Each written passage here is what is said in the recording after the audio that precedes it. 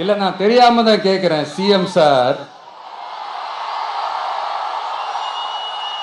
For example இப்போ ஒரு RSS தலைவர் இங்க வராருன்னு வச்சுக்கோங்க, இல்ல நம்ம பிரதமர் மோடிஜி அவர்களோ இல்ல உள்துறை அமைச்சரோ இங்க வராருன்னு வச்சுக்கோங்க, இந்த மாதிரி கண்டிஷன்ஸ்லாம் போடுவீங்க?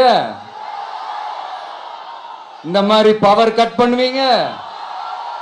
இந்த மாதிரி வயர் கட் பண்ணுவீங்க? கொஞ்சம் கட் பண்ணி தான் பாருங்களேன். முடியாதுல, பேஸ்மெண்ட் அதிரும்ல. நீங்க தான் மறைமுக உறவுக்காரர்களாச்சே. இதாவது பரவாயில்லைங்க.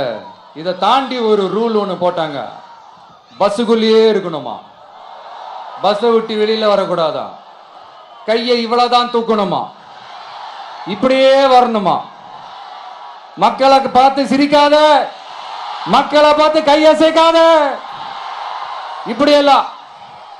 ஐயோ ஐயோ, நானும் என்னவோ ஏதோ நினைச்சேங்க. செம்ம காமெடியா இருக்குங்க. I'm just enjoying like anything. நேரடியாவே கேட்கிறேன், சிஎம் சார் மிரட்டி பாக்குறீங்களா?